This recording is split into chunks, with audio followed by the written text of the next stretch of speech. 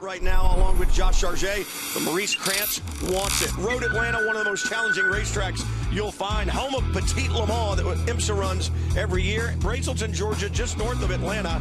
2.5 miles, 12 turns, a lot of great passing opportunities, and a lot of elevation change here make this racetrack really, really technical as far as the driver goes and as far as the setup on the car goes. It's also very, very cool this morning.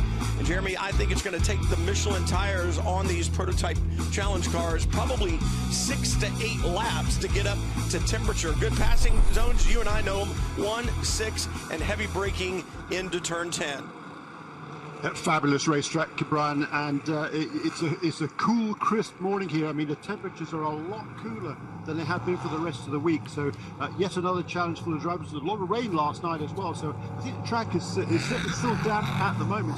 Visibility down through the S isn't too good, but elsewhere on the racetrack, I think it's just fine. So I'm sure we're going to be able to go racing, but this is going to be very, very, very challenging for the opening laps, at least, Brian. Yes.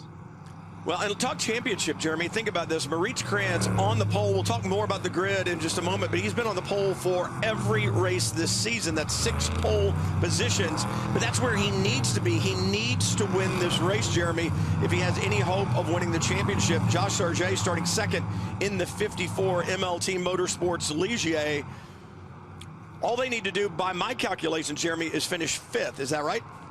Yes, I agree with you, because if the number 21 car wins, and if the number 54 car were to finish 6th, they would be tied on points. But in that situation, the number 21 car would have had more wins than number 54, so would win the championship on a tiebreak. So yes, 5th place finish is what number 54 car needs from this morning's race. And if you're sitting there thinking, well, that's easy, there are 17 cars in it. These guys have been on the podium every weekend so far. As a problem for the 15 car, it gives you an idea of just how slick the racetrack is and how cold these Michelin tires are right now. It's going to take them a while to get grip, as we said. It's the 15 around in between turns 5 and 6. But Jeremy, I mean, luck comes into this as well. And think back to VIR, Virginia International Raceway, the last round. A broken drive shaft on the way out to qualify for the 54 car. So it can happen just that quickly. They didn't get to qualify there, but they did come back to a strong 2nd place finish. So you need a little bit of lady luck on your side. Well, you do, and that is exactly what the number 21 car did not have at VR. They had a mechanical problem during the race, and that restricted them to a 10th place finish. And that, other than that, 21 car has been in control of the championship. Maurice Krantz, as you said, been on pole position for every single race and has been right up front for most of the time. And that has been the car to beat through this entire championship season. But because of that problem they had during the race at VIR, then they are now in catch-up mode, and it is going to be a tall order for them to take this championship, but they're certainly going to try. Well, yeah, nobody's given up, that's for sure. So, Jeremy, take us through the grid right now and show us how they'll line up. Some interesting qualifying. I look at the 34 there in 3rd, a great run for them. Yes, indeed, and there will be 17 cars for this race. Most of them are the latest specification of LMP3 cars. There are a couple of LMP3 2 cars, which is the older generation car. Starting at the back of the grid in car number 6 is Dan Goldberg for Performance Tech Motorsports. That car won the most recent race at VIR. Unfortunately had a faulty sensor in the engine during qualifying yesterday, so they did not set a qualifying time. Also at the back of the grid is car number 61, which will clinch the P3-2 championship today for Conquest Racing. With starting a race. Danny Koch will start that car. It's also at the back there because George Stakos, the co-driver, had a big crash yesterday in practice. 15th position on the grid is Bruce Hamilton in car number 60, that's the Volvo Racing Ligier. In row 7 of the grid is Steve Scullen, car number 46, the CT Motorsports Duquesne, alongside the D Motorsports Ligier. Car number 15, that's Mike Watt, local driver. He is the fastest of the 2 B32 cars in qualifying yesterday. Joe Robillard will start car number 43, the Robillard Racing Duquesne, in the 12th position. Alongside him is Jason Rabe in the 47 Motorsports Duquesne, car number 74. His teammate John Brownson in car number 47 will start 10th, alongside Alan Brynjolfsson in the Volt Racing with Archangel Ligier, that's car number 7. Row 4 is Terry Olsen, car number 3, the Junior 3 Racing Ligier. His teammate, car number 33, Ari Balog, will start alongside in 7th. Sixth position on the grid, Brian Thenis. In car number 17, the O'Gara Motorsport with US Racetronics Ligier, alongside the Mueller Motorsports America Duquesne D08. Car number 22 is CR Cruise. Second row of the grid on the outside, Keith Grant, car number 40, the JDC Motorsports Duquesne, alongside another Duquesne. His best qualifying performance of the season for Conquest Racing JMF Motorsports in car number 34 is Antoine Comeau. But on the front row is our two championship contenders. Josh Sarchet in car number 54, the MLT Motorsports Ligier will start second. But on the pole position, again, for Mueller Motorsports North America, in car number 21 from Germany is Moritz Kranz. So the race has started, Jeremy. A problem for the 46 on the 46, yes, on the back straightaway. Steve Scullin behind the wheel, and again we saw the 15 with a problem. All he's trying to do is get a little bit of wheel spin in the back to heat up those Michelin tires with that 450 plus horsepower in the V8 in the back of these LMP3 machines. But as cold as the tires are, as damp as the track is, get the wheel spin, the car slides to the outside. Now, the clock started, and it's not because of this incident that we didn't go green and are racing. It's because the officials know how cool it is, and they want to give the competitors a few more laps to try to find some temperature, learn the racetrack where the damp areas are before they turn them loose under green, trying to avoid any situations like we just saw for Steve Scullin in the 46.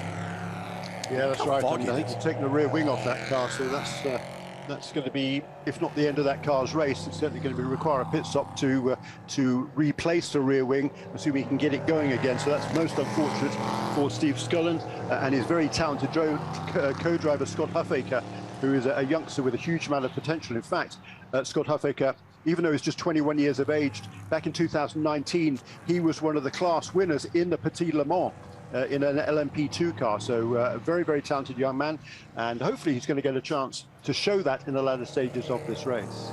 Yeah, a lot of talent in this field, that's for sure. Dan Goldberg behind the wheel of the number 6 entry. He and his co-driver Rasmus Lind, they won the last race at VIR, but it was not without drama. Jeremy, you remember this spin, turn 10, up on two wheels. The car comes back around 360 degrees, and Rasmus Lind, I asked him yesterday, I said, at what point in time did you open your eyes during that spin? He said, no, they were open the whole time. And all joking aside, he did a spectacular job. That crew does have a sense of humor.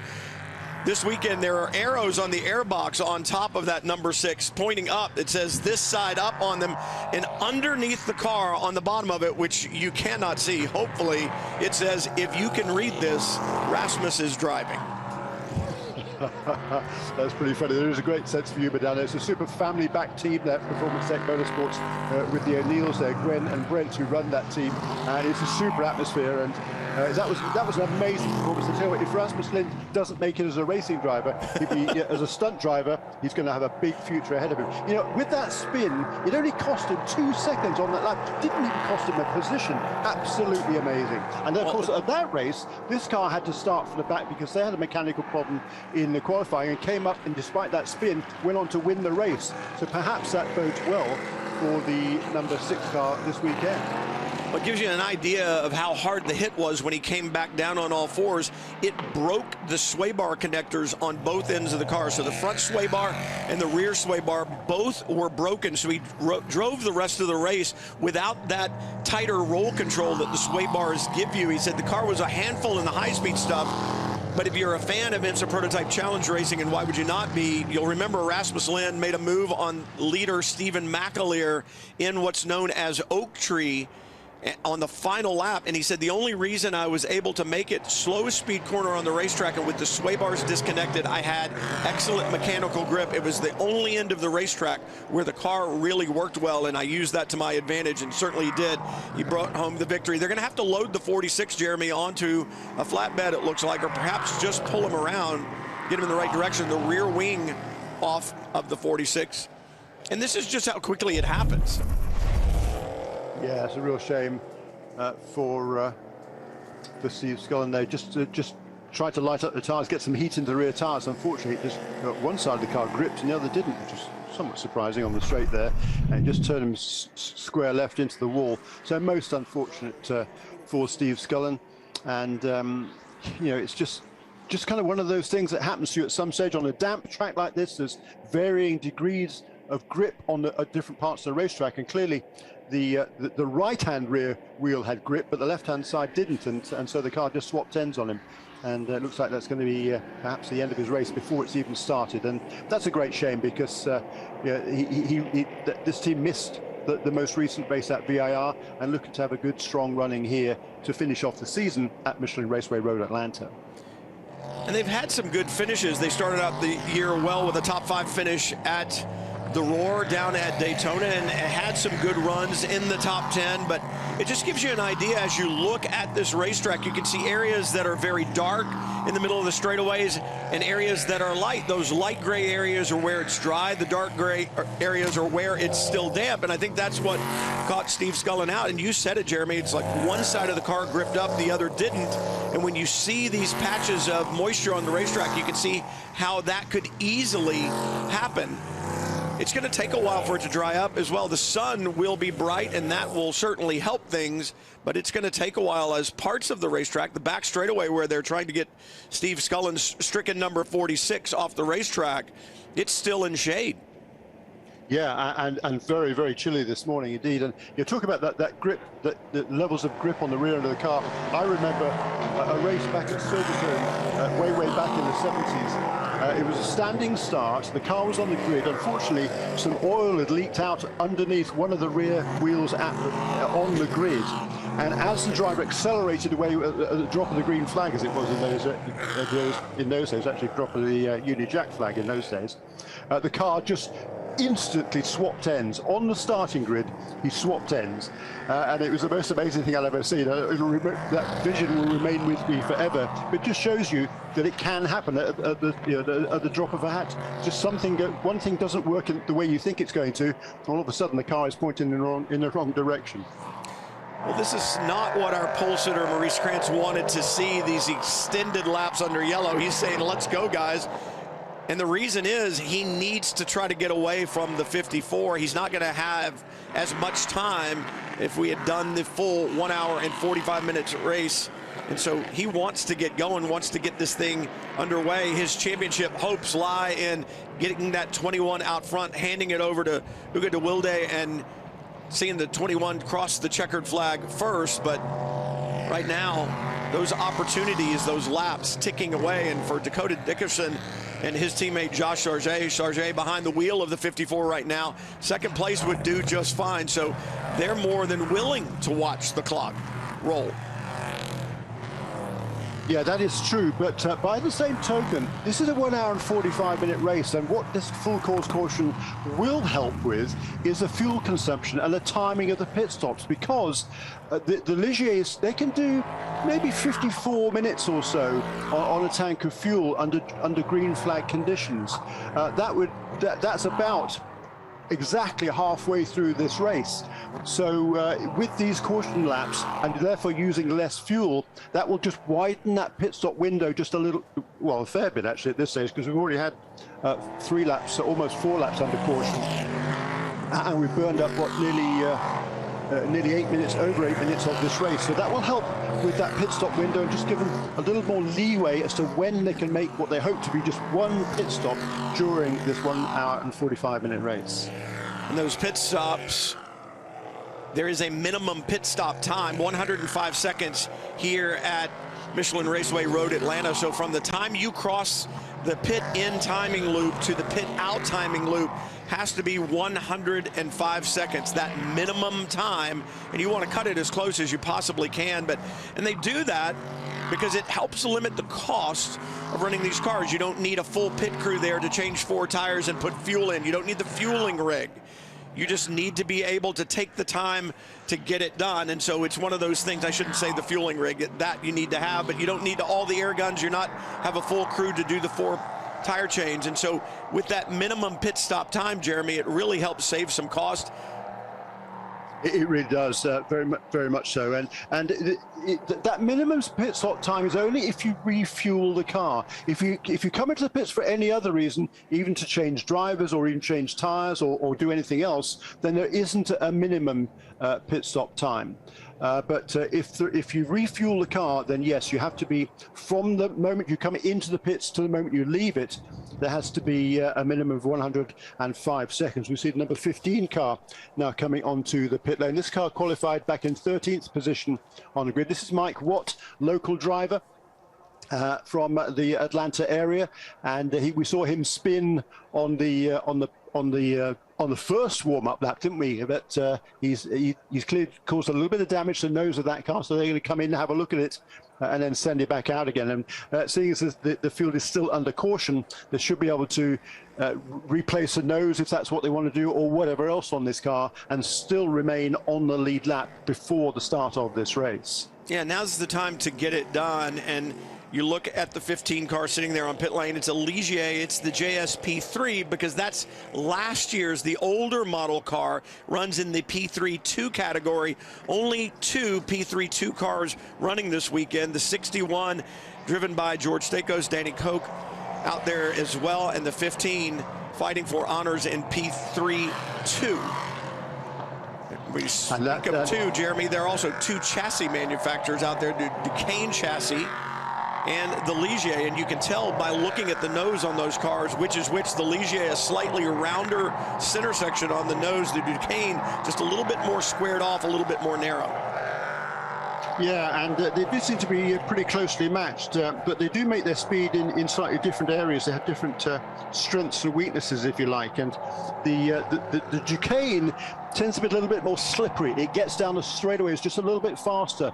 But from accounts I hear, the Duquesne is perhaps 3 or 4 kilometers an hour, or miles an hour even, actually, I think, faster than the Ligier on the straights. But the Ligier has a little bit more mechanical grip. It's quicker through the twistier sections on the racetrack.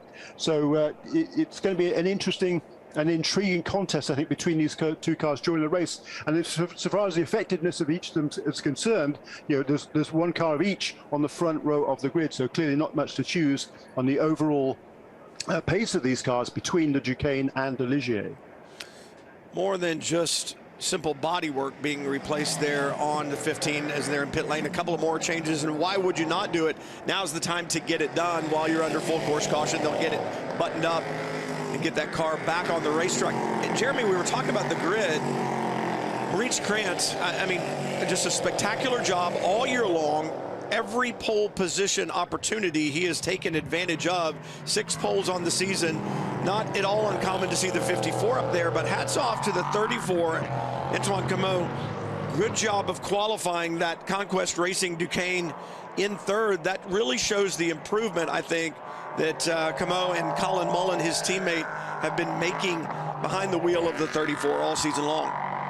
Yeah, particularly Antoine. He's originally from Canada, but home now is Chicago, where he's a bond trader in the financial markets there. Yeah, he's not a professional racing driver. Colin Mullin is a youngster who certainly aspires to be a professional racing driver. Antoine last season raced in the Indy Pro 2000 Championship, which is part of the Road to Indy. He was sort of kind of measuring himself up against some very, very talented young racing drivers who are clearly making careers for themselves, and gave a pretty good account of himself. He was regularly up amongst the top 10 or so in a very, very tight field. And this year, he's done some sports car racing in the past in kind of prototype cars, the Radicals in particular, which got a lot of time at the Autobahn Country Club, which is just south of Chicago in Joliet, Illinois. So he's driven these sorts of cars, but you know, at this level in LMP3, it's taken him a little bit of time to get fully up to speed in that car, but certainly has done so this weekend. They came here and did a test a few weeks ago. He got more comfortable. They made some changes to the car to suit his driving style, and Antoine Comeau repaid that by qualifying this car 3rd on the grid, and that will give himself and Colin Mullin an excellent opportunity to challenge for race honours here this morning. Lights off on the BMW safety car. Under yellow here at Road Atlanta, the final round of the 2021 season for IMSA Prototype Challenge. Brian Till and Jeremy Shaw with you. Championship on the line, and it's between the 2 cars up front. They'll go green this time by, and we'll get the championship battle underway with just about an hour and a half to go from here at Michelin Raceway Road, Atlanta. Maurice Krantz starts up front, qualified on the pole, but this will be a single file restart. Officials electing to stay yellow on the initial start because of a problem for the 46 and also the temperatures and the track conditions. But now it is go time. It is on, Jeremy, and Maurice Krantz under the flag, and we are racing at Road Atlanta. Yeah, and you know, running at those slow speeds, it's really not going to have given them much opportunity to build any heat into these tires. So even now, even though they've been on the racetrack for 15 minutes already, those tires are still pretty cold. It's still going to be pretty tricky out there for the first stage of this race. It's going to take, as you said earlier on, another at least 3 or 4 laps now to build the proper heat and temperature into those tires, so they're working to their optimum capabilities. And at the moment, Maurice Krantz is under pretty good pressure here from Josh Sarchet in that car number 54. These are the 2 championship contenders, of course. At this stage in the race, you've just got to keep it clean. Don't make any mistakes and end your championship aspirations in the early stages. And there is no let up for any of these drivers. This racetrack, 2.54 miles, will change literally every lap. You can see the darker pavement on the back straightaway where the shade has been covering the track. Sun not able to get to it just yet. So it's still somewhat damp. And every lap these drivers go down this racetrack, it'll become a little bit more dry, have a little more grip. The Michelin tires will become a little warmer, a little higher tire pressure. The car will get better and better, but can you use it to your advantage? You've got to read all of those different variables if you want to take your car to the front. That's exactly right. So what is the key in the early stages here? Patience. Don't try and push the envelope too quickly. Just settle yourself in, get the car up to where it needs to be in terms of its optimum capabilities, and then begin to push. But as I say that, look into the inside is Ari Balog trying to make a move on Brian Thenis heading into turn 1. That's not going to work this time around, but a good aggressive look there by Ari Balog in that Airbnb car number 33.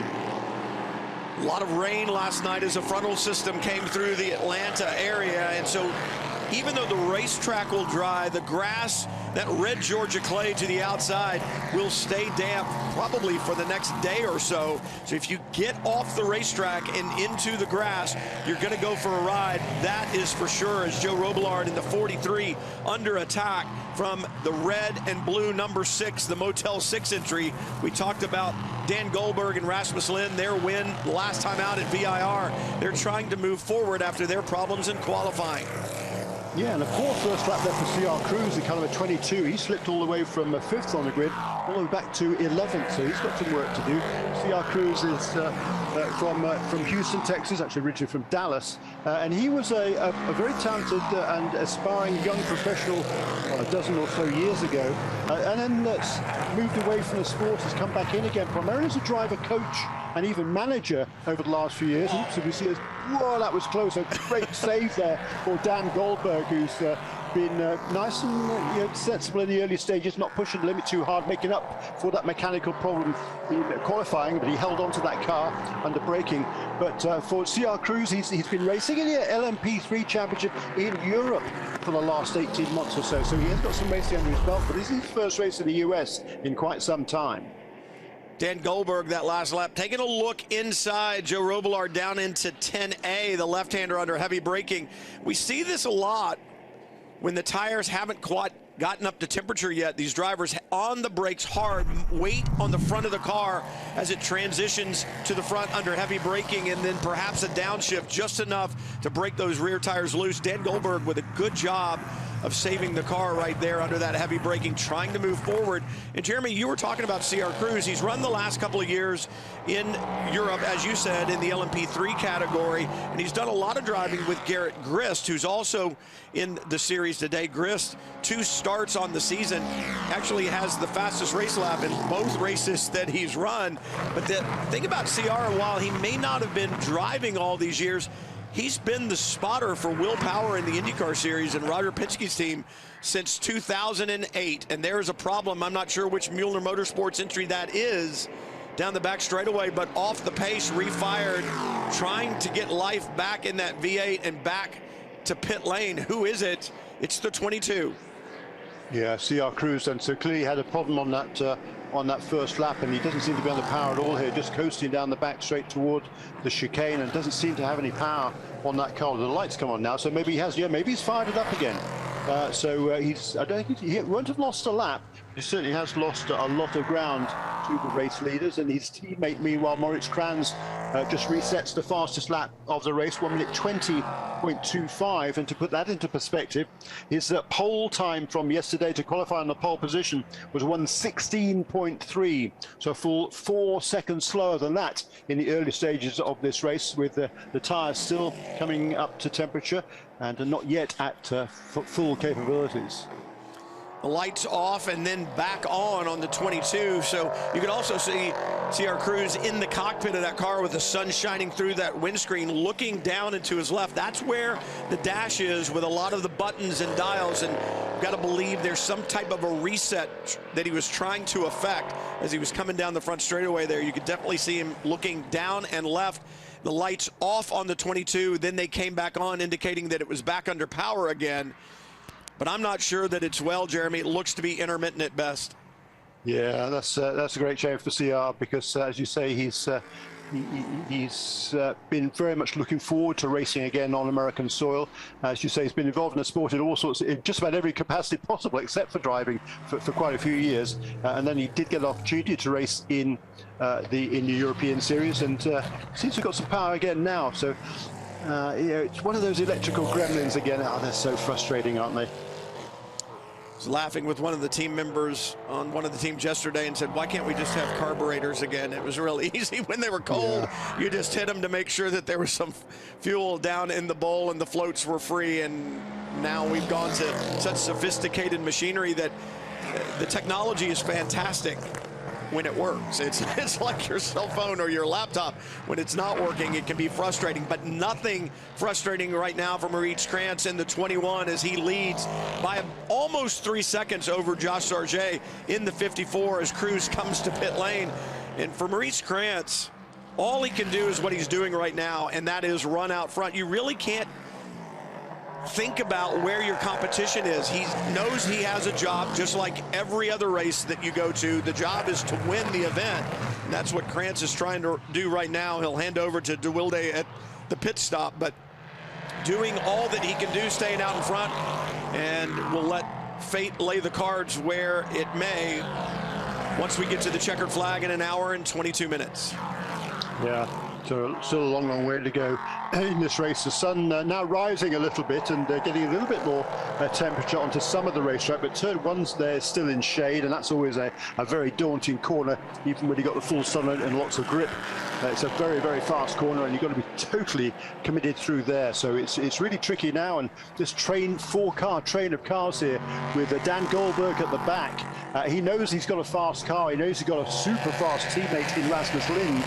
So that Motel 6 car that's running at the tail end of that four-car train, heading up through the turn 5 and up to turn 6. The train is headed by John Brownson, Mr. Excitement, car number 47, with his teammate Jason Reid right behind him, then Joe Robillard, and then Dan Goldberg. And Goldberg knows he's faster than these guys, but he also knows, as we talked about earlier on, patience. He's got to be patient. He can't afford to throw it off the road. He nearly did that under braking at the chicane a few laps ago. He was lucky did a good job, let's say, to get that car back under control and not lose any serious ground. But now he's just got to make sure that everything is working perfectly and pick his point and time to make that the first of the passes that he wants to make to move up the field. With the cool temperatures, the evaporation's not happening as quickly as some of these drivers would like it, as that four-car train heads down the front straightaway into turn 1, 9, 10, 11, and 12 is the running order. The third car in the line there, Joe Robillard in the 43. Stephen McAleer shares the 43 with Joe Robillard. And talking to that team yesterday and then again this morning, just had a handling issue with it, especially in the high-speed stuff where the car felt like it was very secure and then would snap loose, snap oversteer, the taillights trying to get to the front. And that very unsettling around this racetrack in particular, especially in places like turn 12 onto the front straightaway. They think they were just too low, and the car was actually bottoming out in some of the heavy braking zones and the compression areas like turn 12. So hopefully they've gotten a handle on that and have a little bit more tame mount to do battle with here, as Dan Goldberg flashing the lights in the number 6 at the 43 of Robillard just in front. And really that 4-car train looks almost like it did last time by. It does, doesn't it? And you talk about the ride height on the car and the bottoming out in these cool temperatures at the start of the race. When we talk about building pressure into the tires, that effectively pumps up the tires a little bit more, so it does give you a little bit more ground clearance. So the early stage of this race, in these very cool conditions, the car is going to bottom out more than it would under warmer temperatures and warmer tires too. So that's another factor that these drivers have to take into account. Another thing they have to take into account, and we talked about this, Jeremy, as I watched this battle continue around the racetrack, it's amazing to me that the track isn't drying more than it is, and it's still very damp. You see a very bright sheen of moisture off to the right side of the racetrack going into turn 5, as CR Cruz is going to come back on the track into 22. But the racetrack's really not changing. And so when you think about Dan Goldberg trying to make a pass, the only place where the racetrack is really drying is where the cars run regularly on the normal dry line. So when you step off of that line in order to make a pass, you're kind of stepping into no man's land. That's where the grip is diminished. And so you're trying to get a pass done when your competitor has better grip than you do. And you've got to make sure you can make it stick, as Goldberg's going to try again on Robillard down into turn 10. And that was a textbook pass there by Dan Goldberg. He gets it right down the inside, and he fully committed under braking there, braking as deep as he possibly can, completely alongside Joe Robillard at the turning point. Nothing Joe could do there other than cede that position with Dan Goldberg. So really, really nice pass there for the Motel 6 car up into 11th position. We've got 2 more targets ahead of him, and then there's an increasing gap of probably 4 seconds or so, almost 5 seconds, to Alan Brynjolfsson running ahead of this little pack of cars. Well, and when you look at that pass that Dan Goldberg just executed, and I think about the 2 drivers in those cars, and I'm thinking age and treachery before youth and exuberance, as John Brownson a little bit of problem off turn 5, and he will be passed by his teammate Jason Rabin, the other 47 Motorsports entry. And what I mean by that, as far as the pass with Goldberg and Robillard, 2 gentlemen that have experience, let's say, in life, and they're willing to be patient. They know they've got good teammates to hand the car over to. You said it, Dan Goldberg's not going to throw that car away. He's going to make sure Rasmus Lind has a good mount. And for Joe Robillard, he knows Stephen McAleer is going to get it. They're out there, they're doing battle, but they're being smart, they're being patient. Sometimes that's hard to do when your age starts with a number 1. You know, for some of these young drivers. That is most definitely true, and a new best lap there for our race leader Moritz Kranz, 1 minute 19.396. But Josh Sargent in 2nd position in the MLT Motorsports car, the championship leader. He went even quicker, a 1:19.350 for Josh Sargent. So that is the best lap so far. The lap times are creeping down slowly. Interesting, the last 4 or 5 laps, Moritz Kranz has not gone quicker than his previous laps, whereas Josh Sargent had been a little bit. And this time he turns his best lap of the race. In fact, 5-6 different cars have set their best laps on this race. So now, finally, there's 16 laps in the books, and 10 laps after we went back to green. I think we're now seeing these Michelin tires really where they need to be in terms of their operating temperatures. The race for the championship in IMSA Prototype Challenge continues from Michelin Raceway Road, Atlanta. Jeremy Shaw, Brian Till with you. And the championship on the line. Moritz Kranz out in front, leading the pack in the 21 Mueller Motorsports entry. 2nd in the championship, just 100 points shy of Dakota Dickerson and Josh Sargent as we entered the final round here at Road Atlanta. And he's doing all that he can to bring a championship not only to himself, but to the team, and he would share that with new co-driver who joined him at VIR. Behind the wheel of the 21 right now is Krantz. His teammate will take over and run to the finish, Hugo de Wilde. A very talented youngster from Brussels in Belgium is Hugo de Wilde. He started off his racing career in Formula 4 open wheel cars, finished third in the Formula 4 Southeast Asia Championship back in 2017-18, and then he finished second in a very competitive French Formula 4 Championship the following season, and then moved up into the Formula Renault Eurocup. So again, he was on the kind of the fast track towards maybe Formula 1. It would have been his aspirations before switching his sights across to sports car racing a couple of years ago, and it will be Hugo de Wilde who takes over that car later on in this race. And we can see Dan Goldberg here finally, I think, getting a pass done on John Brownson heading into turn 7. That move by Goldberg on Brownson forced Brownson to the outside of turn 7. It's given Joe Robillard a shot down the back straightaway side by side, but Brownson in that red and black 47 gonna have the inside line into 10 if he can stay there on the brakes, but Robillard goes deep, a little bit of lockup, just a slight puff of smoke, stays in position and will take over the position from John Brownson. So Goldberg moves forward, and so does Joe Robillard. Yeah, so there are some positions changing out there certainly, and yeah, Dan Goldberg now, I think, yeah, he'll admit he's made a few mistakes this season, which he probably shouldn't have made, but in the early stages of this race, he's done exactly what he needed to do. Keep that car clean, and then steadily work his way up the order. Maurice Krantz leads Josh Sargent in second. Sargent doing exactly what he needs to do to bring a championship to MLT Motorsports, Dakota Dickerson, and of course Josh Sargent.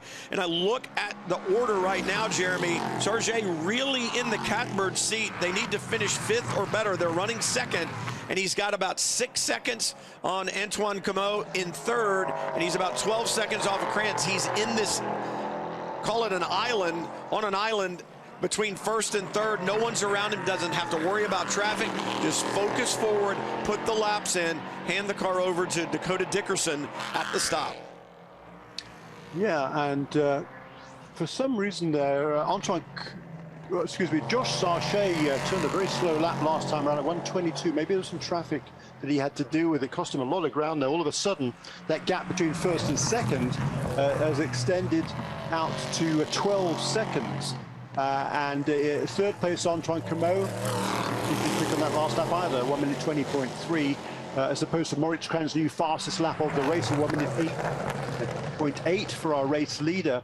But the gap between second, third, and fourth are pretty much strung out now, with Josh Sargent ahead of Antoine Comeau in car number 34, then Keith Grant in car number 40, and Brian Thenis is doing a nice job in car number 17.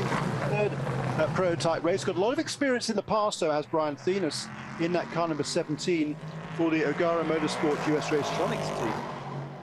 Find out how patient Josh Sargent is going to be. CR Cruz in the 22, the sister car to Maurice Krantz, back up to speed now and right in front of Sargent, and Josh knows he can't risk it to try to make a move. Why do you run 2 cars? Well, this is a reason why. CR Cruz not out there to block or impede. He's out there running after they had their mechanical problems taken care of. Just so happens that he's slowing down Josh Sargent in the process. That's okay. Sargent just needs to stay calm, Jeremy. But the problem is, I'm looking just back behind him, and I see Antoine Comeau in the 34. Yeah, I'm not sure I agree with you there, quite frankly, because CR Cruz, having come out of the pits, he's way off the pace. He's still doing 1 minute 22's last lap round. And when you're that far off the pace, when you're 4 laps off the lead, CR Cruz, as a race spotter, should know not impede drivers that are going for place. Yeah, he's your teammate. I mean, if you can run competitive lap times, no problem. But he certainly isn't weaving around necessarily. But you know, Sargent doesn't want to make a mistake. And finally, now I think he's got to run and hopefully we'll be able to make a move down here into turn 10. But no, CR Cruz is not making life easy here, and I'm not impressed by that, quite frankly. No. I just think that is poor sportsmanship from CR Cruz. And this is you don't just wave people past necessarily, but if you're not up to speed, I think you do. You have to respect the drivers you're racing with. And that's what racing is all about. It's about respect. And here's the problem. It's now so obvious Antoine Comeau is there, Jeremy. Josh Sargent is going to need to tighten down the belts and get past CR Cruz, be a little bit aggressive and get it done, or he's risk having Comeau get by, and that's still okay. We talk about finishing 5th, but you don't want to just sit out there and give positions away. You need to be a little bit bold if you want to stay up there in the hunt. You can't be too relaxed. Now Sargent around the outside, Cruz to the right side of the road, lets both Sargent and Comeau by. Yeah, I think he finally got the message there to move over. Now, in my opinion, he should have done that 2 or 3 laps ago. I was unimpressed by that. I like CR Cruz. I've known him for a long time. As I said earlier on, he was a pretty talented youngster trying to make his move up the sport earlier on, but he's now finally done the right thing. He can settle into his own race and have some fun out there and let the championship contenders get on with it in their own right. But certainly that has enabled Antoine Comeau to move right up onto the tail of Josh Sargent. And I've got to give credit to Sargent there. His primary focus was not to make the pass on CR Cruz. It was to make sure he didn't make any mistakes and cause any problems for this car, because all they need to do is finish in the top 5. The championship is assured. So if they're second, if they're third, that's just fine in terms of the big picture, which is winning this IMSA Prototype Challenge Championship. I'm sure the crew on the radio with Sargent reminding him of just that, but sometimes, Jeremy, when you back off that little bit and you want to, quote, take it easy a little bit and not force anything, you kind of lose that racer mindset and you're not on the edge as you should be. And it's sometimes easy to make a mistake when you kind of are pedaling back just a little bit. Speaking of pedaling back, Cruz, the mechanical issues seem to come back as he rolls down the hill between 3 and 5. The lights went out, got it reset, got it refired. Engine back under power, the lights back on, and Cruz now back underway again. But that mechanical gremlin, whatever it is, seems to still exist in the 22. Yeah, it does, isn't it? And that's most unfortunate for that team, certainly. But we've still got some good battles going on out here. There's Joe Robillard still right behind the number 6 car of Dan Goldberg, who is the lap car, isn't it? They can move there on. Is that Bruce Hamilton's car? New colours on that car. Yeah, new colors on the 60, and problem for the 17. No, stuck it in the gravel. Yeah, and once you're in the gravel, you're there. You're not getting out without some help, and that, I would imagine, will bring out a full course caution, as Brian Thienes having a great run going and now dropping rapidly down the order as each car goes by, stuck in the gravel. They will have to come and get him, and a lot of people go, well, gravel's such a pain, it brings out full course caution, so on and so forth. But if you come across that rise and go to the brake pedal and it's not there, and or the throttle stays on the floor, you've got some kind of a mechanical problem. That expanse of gravel out in front of you at the end of the braking zone is a pretty welcome sight. Yeah, it certainly is, and it certainly is a lot. There's a lot more good than bad from gravel traps, no question about that. And Brian Thienes just locked up the rear brakes a little bit there, and around that car goes into the gravel. Unfortunate for him, he wasn't able to go again. The gravel there is right on the edge of the racetrack, and if you're going to go in backwards, the car is going to get bogged down. If you happen to go straight into that, you potentially got an opportunity to gingerly drive through the gravel, and if you don't apply too much power to the rear wheel so it kind of digs into the gravel, maybe you can get across the other side. But when you're going backwards, no chance, and that's a shame for him. So this, of course, is brilliant news for Josh Sargent and that MLT Motorsports team and everybody else, because now what had grown out to be a gap of 21 seconds on the last lap between Moritz Kranz and Josh Sargent and the rest, with Antoine Comeau hanging on to Josh Sargent in those last couple of laps. That gap is now going to be completely reduced, and we are, 39 minutes in the race, so an hour and 6 minutes remaining. I think this is a little bit early in order to come in and make your pit stop and still make it to the end of this race without needing a splash of fuel in the late stages. So we'll have to see what happens here now, who comes in and who does not. Well, the car on pit road right now is the 22. We saw the problems early. Oh, what happened there? As Brian Thienes had been pulled out of the gravel, when he started to pull away, something don't know if the toe strap was not released yet. No, it wasn't, and they're trying to tell him to stop. But he doesn't see them and pulls away, and the toe strap takes off part of the bodywork. I would imagine that it's done some damage to the hookup point as well. Thing is underway. But, you know, that strap pulling back across there could have done damage to the suspension as well, but certainly damaged the left front bodywork. Yeah, and Brian Thinas, that's a shame. He was doing a really nice job there, holding down fifth position under intense pressure from Ari Bayol there all the way through that first stint. And Brian Thinas has been, the last several years he's been driving in the Lamborghini Super Trofeo Series, had quite a bit of success there, particularly as an AM driver. Whoops, there's a replay of what happened to Brian as he tried to rejoin there, an exasperation of the safety team, AMR safety team. And great news, by the way, this week that the American Medical Response and Global Medical Response that is responsible for the IMSA safety team has renewed its association with IMSA, so we'll be back as the AMR safety team for at least the next 3 years. That's great news, because these guys and girls who are part of that AMR IMSA safety team are absolutely fantastic. They're doing a sensational job to keep the drivers safe, and that's really exciting. I think that they are back in action here for the next 3 years. As a driver, knowing that you've got a safety team like that out there, it doesn't make you drive any harder, but it gives you some reassurance in the back of your mind that you will be taken care of. It's so important. You know, for Brian Thinas, he gets pulled out of the gravel, but with that sun shining through these windshields, you get a very good idea of where the driver sits. So Brian's sitting on the right side of the car, the opposite side of the car from where the safety workers are.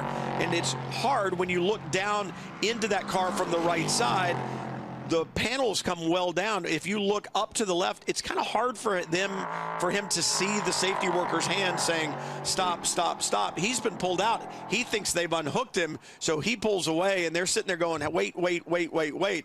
And I just don't think he sees them, Jeremy, from his seating position and with the way the doors and the windows are on these prototype machines. Yeah, exactly right. He certainly didn't do that on purpose, because he wouldn't have wanted to cause any damage to that race car, that's for sure. But he just wanted to get going again. He knew he'd lost one lap because he was seeing all the leaders go past him.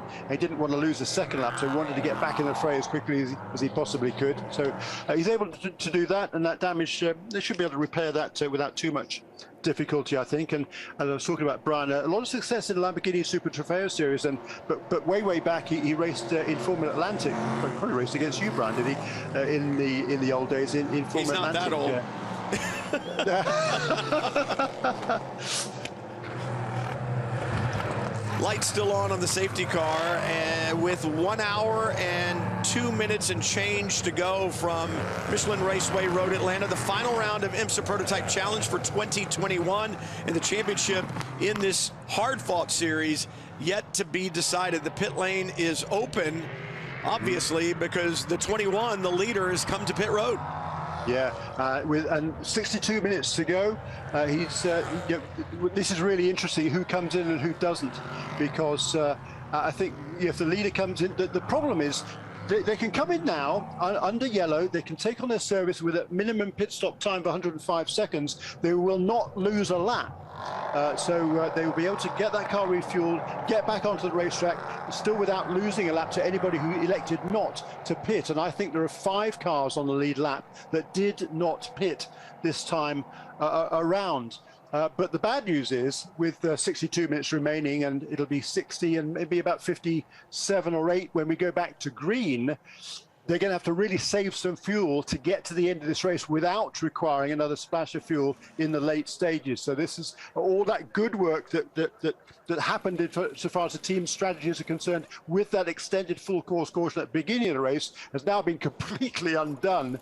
And these cars that are making their pit stops now are all going to be it's going to be a struggle for them. I think there's 6 cars that are on the lead lap have made a pit stop now. They're going to be have to take great care with their fuel consumption for the remainder of the event.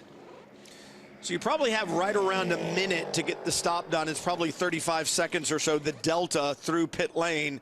The crews scurrying, but not a frantic pace like you would see on a WeatherTech Sports Car Championship pit stop. You know you've got that 105-second minimum pit stop. You should see, if the stops went well, you should see the blue and white 21 out first. The 54 should be out, but it's taken a little bit longer.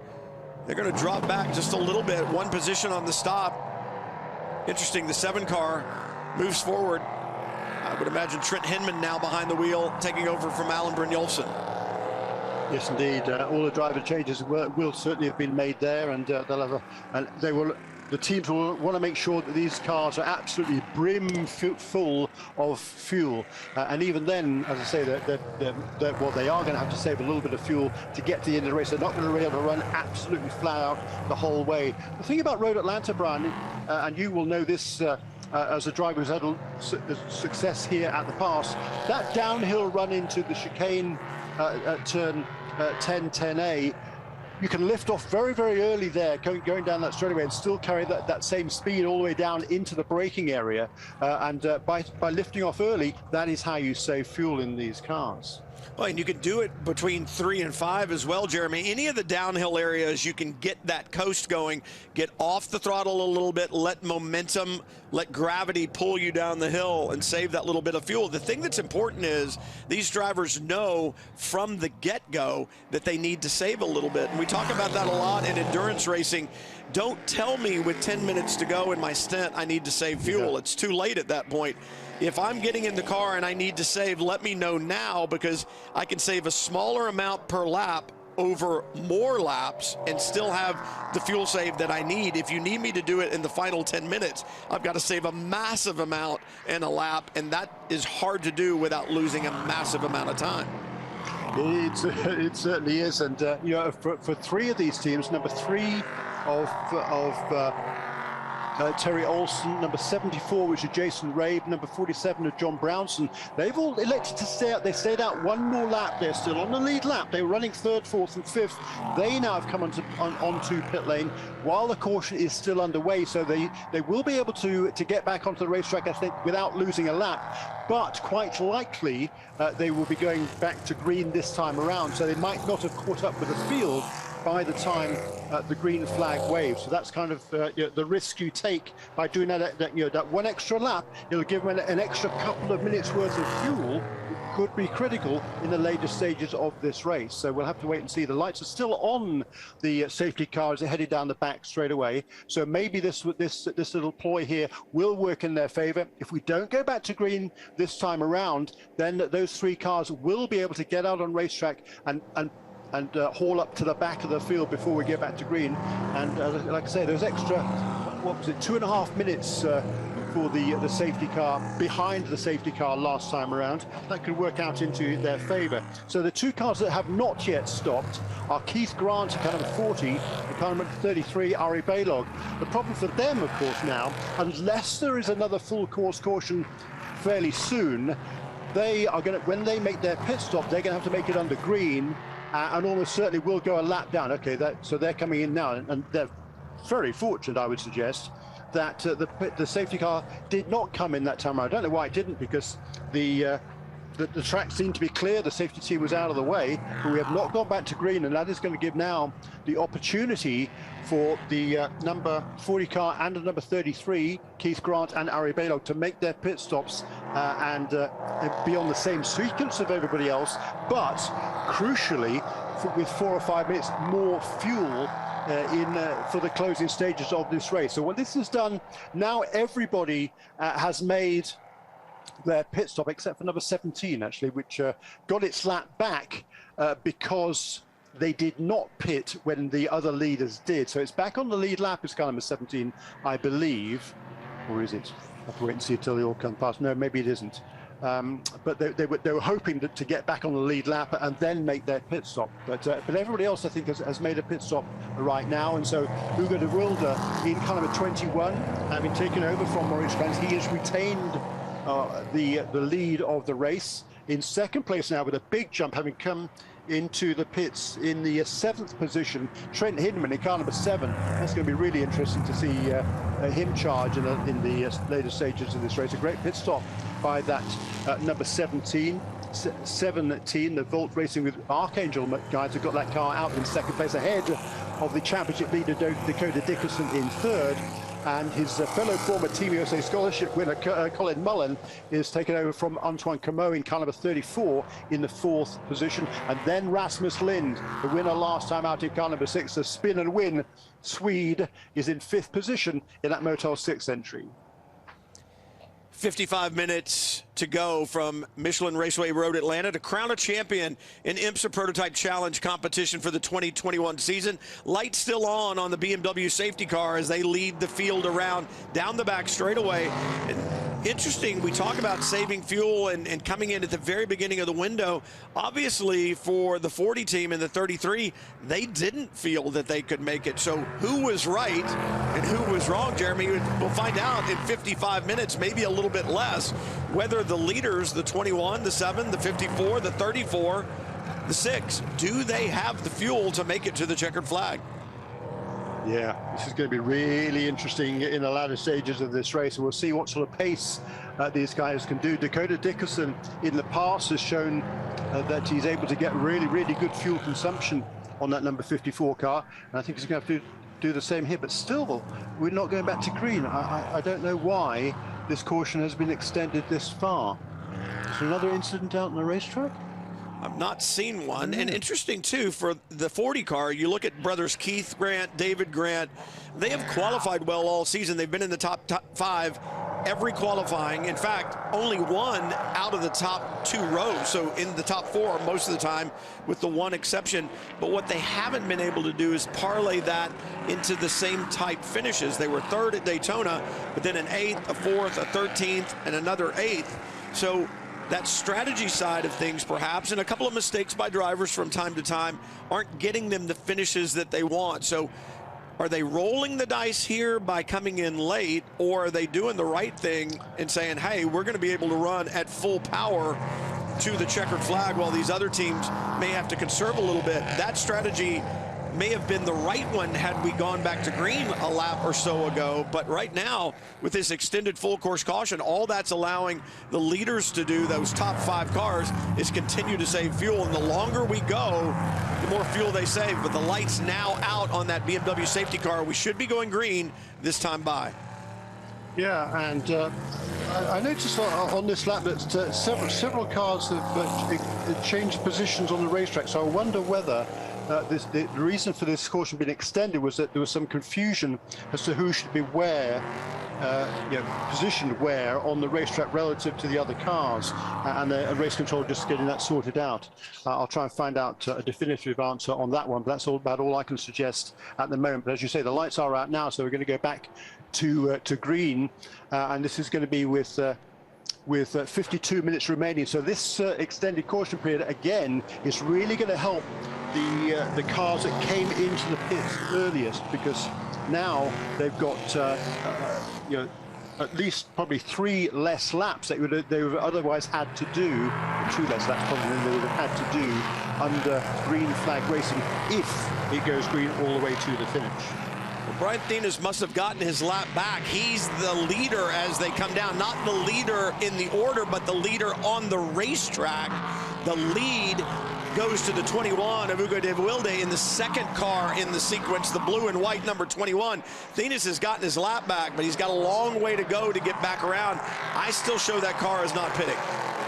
Yeah, that's correct. It hasn't pitted, and the reason it hasn't pitted is because of absolutely because of this, to try and stay on the lead lap before he makes his pit stop. But he's at the tail end of the lead lap, and unless there's another full course caution very, very soon, even if he is able to stay ahead of Ugo de Wilde, when he makes his pit stop, he's still going to lose a lot of ground. So it's worth a try. If somebody else spins and calls a full course caution, then he will be able to go ahead of the race leader, run around to the back of the pack, and then make his pit stop, and he'll be good to go for Jacob Edson to take over that car for the final stages, still on the lead lap. But he definitely needs a full course caution.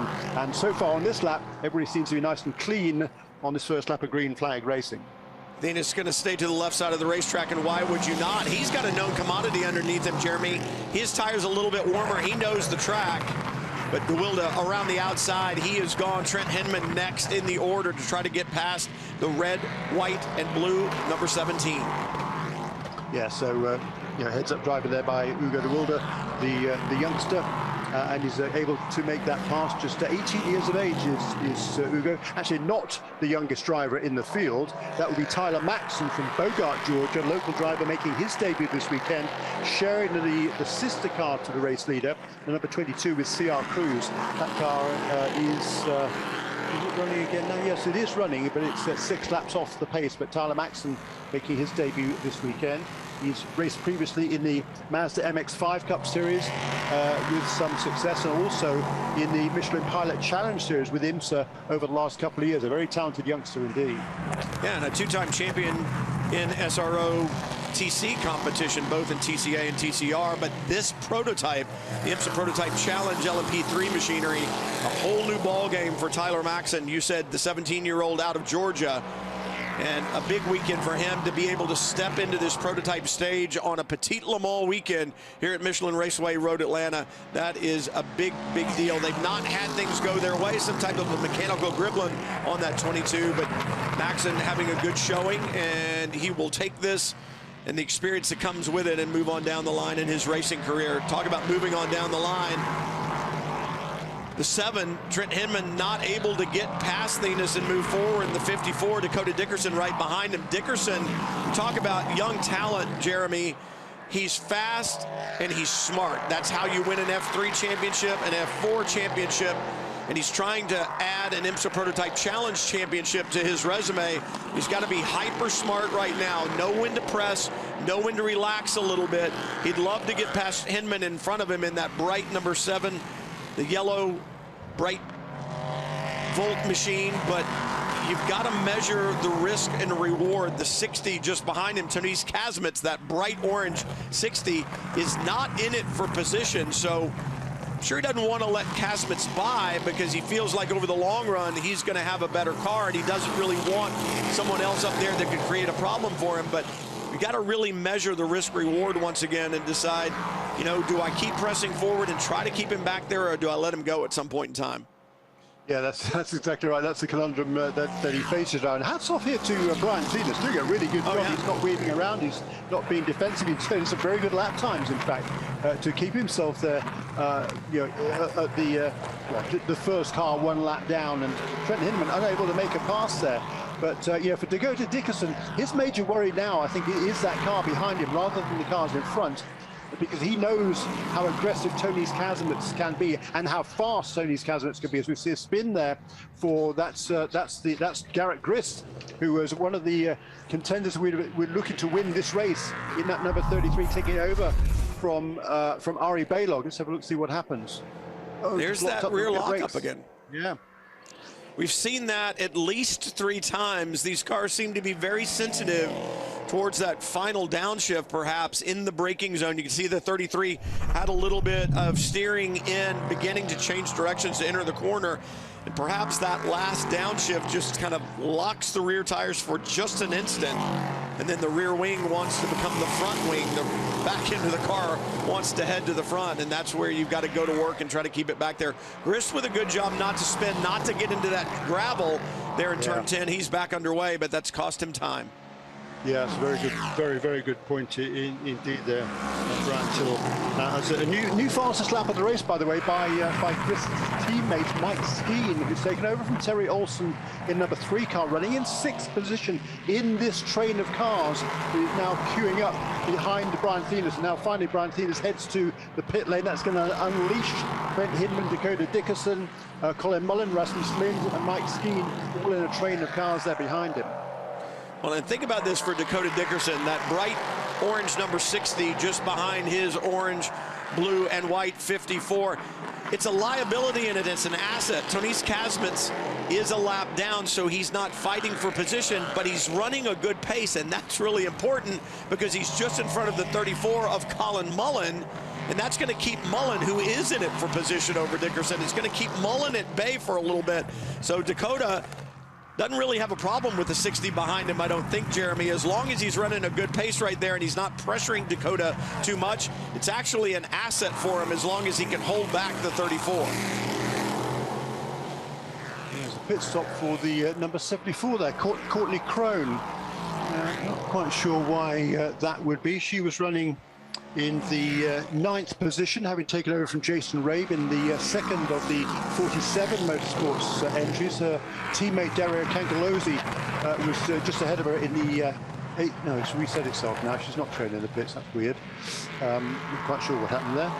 So maybe a timing glitch. But as we see the race leader there, Hugo de Wilde, last time around reset the new fastest lap of the race, 1:18.5. Here he goes across the line to complete lap 35. Quicker again, a new fastest lap, 1:18.0 for our race leader. It's a spin for number 61 car. That's George Stakos in the Conquest Racing entry. That car, by starting the race today, George Stakos and Danny Koch have clinched the LMP3 championship for the older generation cars. There's a big spin there at turn 2 and 3, but no harm, no foul. He's going to be able to continue without losing, well, actually without even losing a position, because that car already is a couple of laps down to the rest of the field. Seemed to be a little off the pace as he was trying to get it refired, perhaps just the engine loaded up a bit. The P3-2 entries do not have traction control. The P3-1 entries do. They have a little more horsepower and a rudimentary traction control system, but as cold as it is right now, and like we talked about, the dampness on the racetrack, especially without traction control to aid you coming off the corner, 450 plus horsepower, easy to light up those rear tires and just bring the rear end around. I think that's what happened to Stakos. Hugo de Wilde out in front, 44 minutes to go in the final round of the 2021 IMSA Prototype Challenge Championship. De Wilde taking over from Maurice Krantz. Krantz on the pole 6 times every race this year. He's qualified that 21 up front. And we came into the weekend looking at the driver order, Jeremy, and I thought it kind of strange that Krantz would qualify and de Wilde would finish, because I think of Maurice as the more experienced, the faster driver there, and probably only because we've seen him all year long, and de Wilde just debuted at VIR. But you talk about putting in fastest laps. That's what the 21 has been doing. That's the answer as to why de Wilde will finish in the 21. Yeah, indeed. Because he just set fast enough race, you say 1:17.9, but Trent Hinman in second, but just gone faster again, 1:17.6 then for that Ligier number 7 in second position. 3 seconds behind, so he's got some work to do to catch up with Hugo de Wilde, but he's charging hard, and Dakota Dickerson is now running in, be relieved somewhat lonely by LMP3 standards. IMSA Prototype Challenge standards, 3rd position. He's got about a second clear in front of him and a second clear behind him to Colin Mullin and the rest of the pack behind him. So the track is warming up now. The track is pretty much dry. There's still some damp spots out there for sure, but the lap times are continuing to improve. Colin Mullin in the 34, a great season. He's won a championship with Mackay Stevens in SRO sports cars. You think about his rise through the ranks here in North American motorsports, and I know you've had a part of that. Team USA has had a part of that, Jeremy. And Colin Mullin showing that he can get the job done, not only in a GT-based machinery, but in prototypes as well, sharing that 34 this weekend, as he has for much of the season with Antoine Cameau. Yeah, indeed. So, yeah, really talented young guy from Danville in California. It's in the Bay Area. Colin Mullin, just 19 years of age. Even now, he was a Team USA scholarship winner a couple of years ago, and has been driving in sports cars. He's made his say his soul out early. He wanted to be a top sports car driver. He's got that opportunity this year.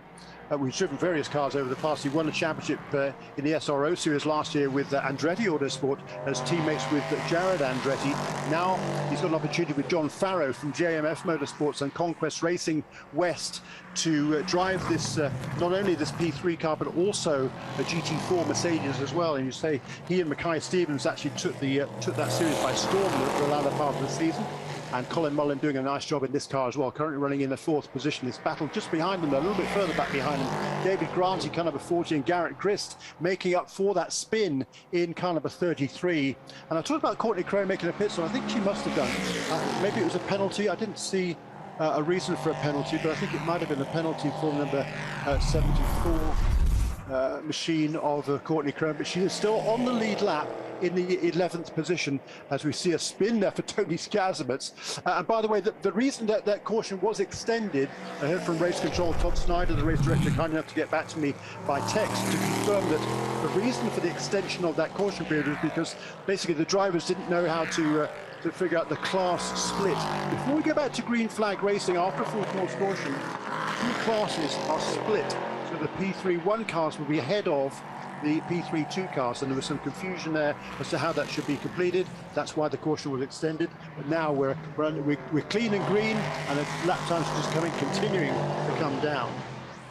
David Grant in the bright yellow 40 streaks towards turn 6. The yellow and orange just inside. Garrett Grist, the 33, gets the job done. Grist, we talk about it, so much experience, fast race laps, the only 2 races that he's run in the IMSA Prototype Challenge Series this year. He obliterated the rest of the field as far as lap times went in the race and owned the fast laps from those 2 events.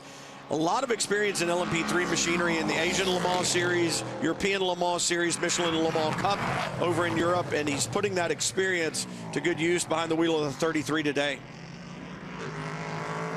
Well, he is, and you know, apart from that spin a little while ago, you know, he's now got his focus back again. You know, once again, even drivers with the experience of Garrett Grist, who again was a very impressive. Making a move up the open wheel ranks for several years before, again, making his switch to sports car racing. And now he's got a clear track, he's got that spin out of the way, and he's going to focus forward and try and catch up to that leading group in front of him. But in the meantime, it's the number 7 car has been charging along here, trying to reduce the deficit to the race leader, and he's done so with a very quick lap that time around. Trent Hinman it's closed right up all of a sudden onto the tail of the race leader. A second and a half quicker Trent Hinman in the 7-volt entry was than Ugo de Wilde in the 21. De Wilde leading, trying to keep the championship hopes alive for Maurice Krantz, who he shares that car with. But the closer Hinman gets, the more difficult that task becomes to hold on to the championship. 21 really needs to win. The 54 needs to finish worse than 5th in order for the 21 and Maurice Krantz to take home a championship. If Trent Hinman gets by in the 7, that is a big, big problem for Maurice Krantz and Mueller Motorsports. Yeah, it certainly is. And but even now, I mean, with the number 54 car running there, in the 3rd position, he's got a couple of seconds in front and behind him now, so he's just Dakota Dickerson. He's going to manage his fuel, make sure he's got enough fuel to get to the end of this race. He's going to take no chances. 3rd place finish will be just fine, irrespective of whether number 21 car wins or not. For de Wilde, all you can do is what you always do. Head down, go try to win the race. That's why you're here. It's a very different outlook that Dakota Dickerson and Josh Sargent had coming into the weekend. Yes, if you can win the race, that's great. The big trophy's always good, but there's a bigger one that awaits them if they can finish in the top 5. So they've got a little different perspective on this race. For everyone else, they want to end the season on a high note. The number 6, Rasmus Lind, wants to keep all 4 wheels on the racetrack this weekend and see if they can find another victory. For the 7 of Trent Hinman, Alan Brynjolfsson, they won at Sebring in round 2 of 2021. They would like to return to victory lane. And for Colin Mullin in the 34 out of Conquest Racing, well, they would like to bring a victory to Conquest. That would be their first in IMSA Prototype Challenge competition. He and Antoine Cameau would like to celebrate. So a lot of good stories in the top 5 right now. And for Mike Skeen in the number 3, just outside the top 5, he could be there relatively soon, because it looks like he's closing down a little bit on Rasmus Lind. Yeah, that's right. It's interesting, isn't it, how the relative pace of the cars, Colin Mullin, are really struggling to stay ahead of Rasmus Lind. who's getting very, very aggressive there. Colin Mullin getting a little bit defensive. And meanwhile, a new fastest lap of the race has been set by Garrett Grist on that last lap at a 1 minute 17.437. As I say, that across the line goes Ugo de Wilde, our race leader. He resets fastest lap at 1:17.290. So time's continuing to come down.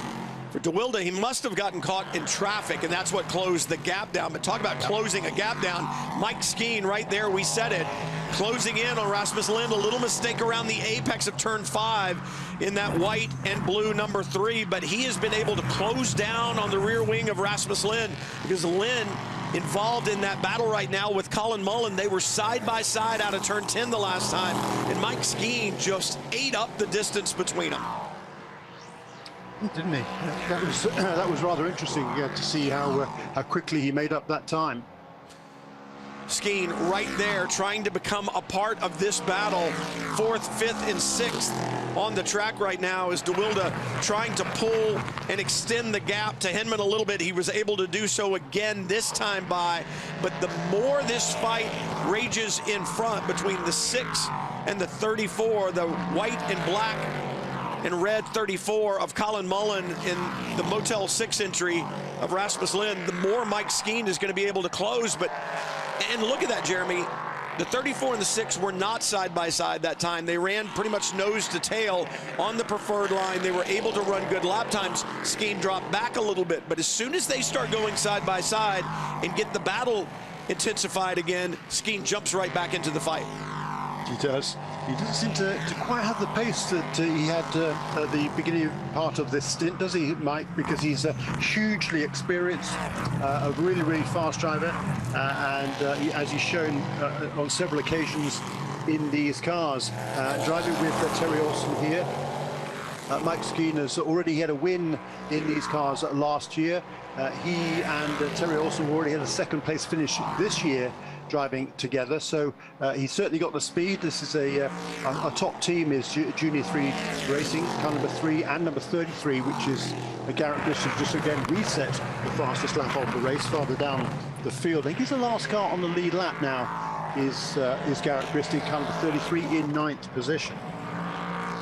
Colin Mullin out from underneath the Fox Factory Bridge one more time onto the front straightaway, and has been able to eke out maybe a car length over Rasmus Lind, but there's a real accordion effect that's going on, and wondering if the handling in Mike Skeen's number 3 has gone away a little bit, I should say, especially in the high speed sections between 3 and 5. The exit of turn 5 is where he seems to have lost the most speed, and the 34 and the 6 sneak away through there. Dakota Dickerson, meanwhile, holding down the 3rd position, just a couple of seconds in front. You see him in the long shot as the cars head to turn 6. That gap beginning to close a little bit. And again, as Colin Mullin and Rasmus Lind run nose to tail, they're able to move forward. And in typical fashion, when 2 cars get side by side, not able to run on the preferred line, they lose a little bit. And I think they are closing down about a half a second a lap on Dakota Dickerson just in front. Yeah, they certainly did on that last lap, didn't they? But Dakota Dickerson, he's still got a couple of seconds in hand over this trio of cars. And Colin Mullin now seems to have kind of settled down a little bit. He's pulled out a little bit of a gap this time around on the car behind him. But meantime, out in front of the field, Ugo de Wilde has got his head down too, and he's extended that lead. He was under increasing pressure there from Trent Hinman for several laps. He's now managed to eke out a little bit of it. 1.4 seconds was the lead as he crossed the line last time around. 1 minute 17.6 was his best lap. So that's about three or 4 tenths of a second away from his fastest. And again, you know, track conditions still not ideal here. There's still damp spots on the racetrack. The racetrack is cold. It is difficult. If you have to slow down to pass a slower car, you can easily lose a lot of temperature in these cars, Brian, and that will make things tricky for maybe another half a lap or so until you can build that heat back again. So the 54 car, Jeremy, Dakota Dickerson was 1.4 seconds slower that last lap than Colin Mullin and Rasmus Lind, and about 1.5 seconds slower than Trent Hinman. I don't know what happened on that lap but this is about as far back as Dickerson can go. If Mullin and Lynn were to get by, he would be 5th, and he'd have to deal with Mike Skeen that's back there. But I don't know if something is a miss on the 54 or Dakota Dickerson just made a mistake, but the last lap time was a 19.2 to the 17.8 of Colin Mullin behind him. What's it going to be this time? Dickerson back on pace and answers back with a 17.8. He's back on pace, so perhaps just a little bobble, but man, he really fell back to the 34 and the 6 of Mullin and Lynn. We've seen this on a kind of a regular basis through this race, haven't we? For some reason or another. I think it's just because the track is so slick right now. I mean, there's very little grip out there. You've really got to finesse the car through the corners and keep everything where it needs to be in terms of temperatures and optimum capabilities of the car. And it's not easy. And all of a sudden, there is a race leader. He's come up behind. That is, which car is that behind him? I think it's the Keith Grant car, isn't it? I believe it's the 74. Okay, yes, yeah, that's right. You talk about easy. This is not easy. Ugo de Wilde needs to get by. He's got Trent Hinman directly behind him, and he had a hard time. I think it's indicative of the racetrack, like you talked about, Jeremy. You get offline and you kind of explore a little bit to try to go around somebody, as they now both have cleared Courtney Crone. It's difficult to do, and so sometimes you're not willing to take that risk with the unknown right there, and that really held up Ugo de Wilde. Courtney Crone didn't do anything wrong. She's out there doing the laps that she can do, but to take that risk and go around in some of those areas of the racetrack that are still damp makes it difficult, and that allows your competition to close right up. That's exactly what Trent Hinman was able to do. I think he got caught up just a little bit trying to get by her, and de Wilde was able to pull out another half second or so, but it just shows you the give and take of traffic around here. And like you were saying, you put a wheel wrong and you step out onto that area where there's not a lot of grip. A second, half a second, a second and a half can go away pretty quickly. It can, and again, it just shows that, how difficult it is out there. And the last lap for the race leader, 1:20.3, that cost him 3 seconds on that last lap, trying to find a way past Courtney Crone, who was still on the lead lap, by the way, in that 11th. She's now not. So David Grant will be the last car on the lead lap in kind of a 40 in the 10th position. But as you say, Courtney was doing nothing wrong there. She's turning her lap times, and it was up to Ugo de Wilde to find a way past, which he finally was able to do with a good pass there down into turn 10, and then she didn't make life particularly easy for him, nor did she make life easy for Trent Hinman. So the gap between those two leaders stays pretty much the same, around about a second. You're not supposed to make it easy for anybody, right, Jeremy? You're out there racing, and Dakota Dickerson's now going to have to deal with Crone up the hill, and he doesn't want to waste a lot of time.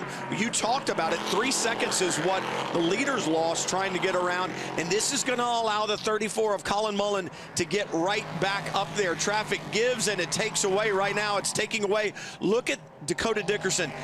Backs off a little bit on the way into the corner to see if he can get the run off, the momentum, and get by her. I'm not sure it's going to work. And Colin Mullin is now right there. Dakota Dickerson needs to get by, and Rasmus Lynn, and there's contact, and Mullin is around. Around and in the wall. That's at the exit of turn 6. And I don't know if Colin Mullin was doing the same thing that Dakota Dickerson did. It looked like he checked up a little bit to try to get a run, perhaps through 7. We'll take a look at it again. Lynn looks to the inside, coming off the corner. Mullin gets loose, Jeremy. I think he just loses the back end a little bit. And Rasmus Lynn had already committed back to the throttle. Yeah, so it's definitely an assisted spin there, but the assisted spin, the number 6 car didn't do anything wrong in that instance. He was just it was just an unfortunate thing to do there. Number 34 car just got loose, as you say, going through that corner. Number 6 car was right behind, looking to have an opportunity to maybe to make a pass into 7, and all of a sudden that car slows right up, and he's unable to avoid the contact between the two of them. So quite extensive damage to the front of the number 6 car, but unfortunately it's worse for number 34. It's going to be out of the race as a full course caution again, with 26 minutes remaining in this race. Full course caution out again at Michelin Raceway Road, Atlanta. 26 minutes left to go in the 2021 IMSA Prototype Challenge Championship as a dejected Colin Mullin sits behind the wheel of the 34 in the fence at the exit of turn 6. Just a little bobble coming off the corner. Rasmus Lind could not stay out of the back of the 34. He had already committed back to the throttle, makes the contact. This is a good news, bad news situation for our championship leader, Dakota Dickerson. Here's a look again. Mullin turns in, maybe just a little bit offline.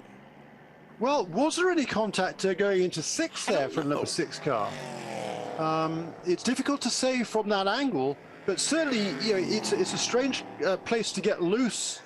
Yeah, I think there's a different camera angle there. I think if there was any contact, and it might have been, it would have been before that that camera angle there that we just saw.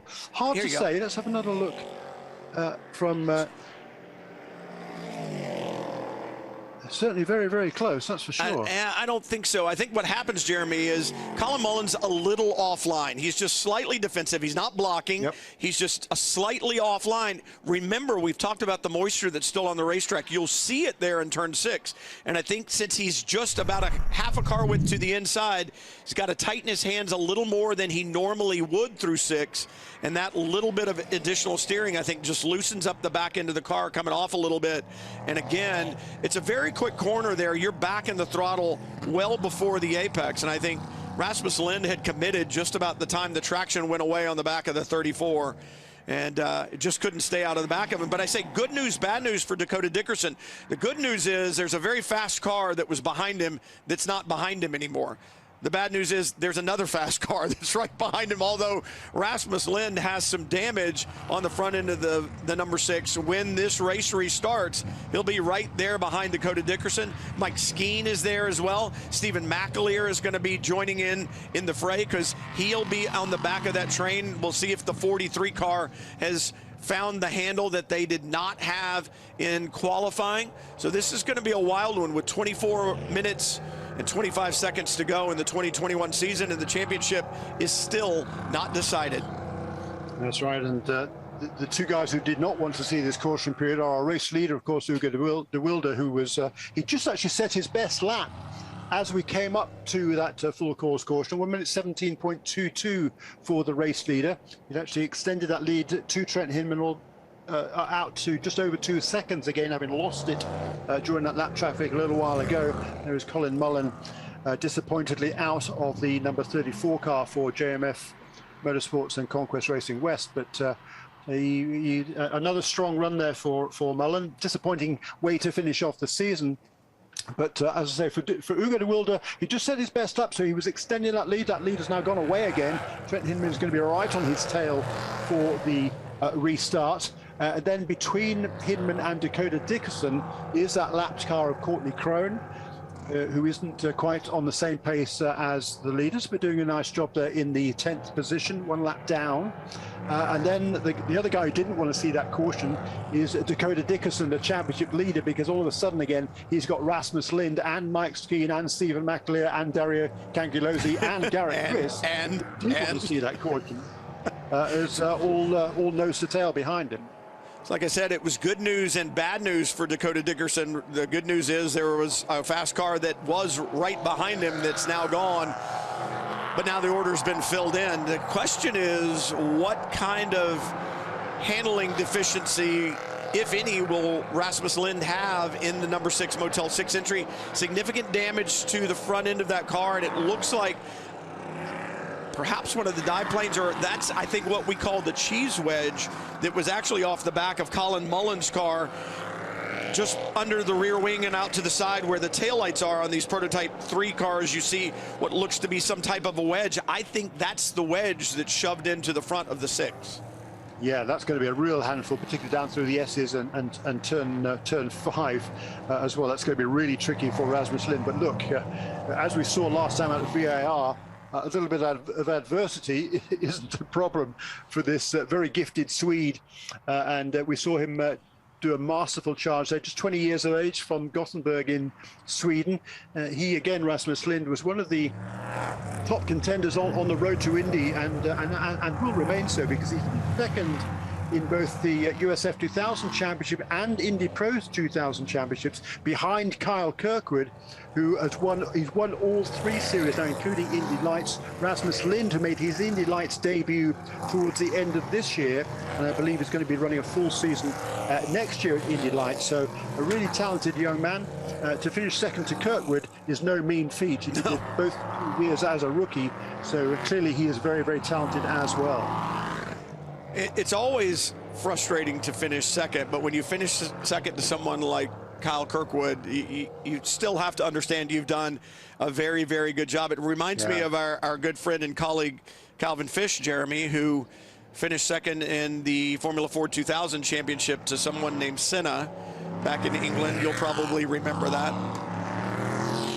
Very well, yes. I was covering the series at that time, and then I always say that if Calvin had elected to remain in F2000 for another year rather than move up to F3 with Senna, then his career path might have been quite different, because when he got up into F3, Senna was just on another planet, and at that stage in their careers, Senna had one more year of car racing under his belt.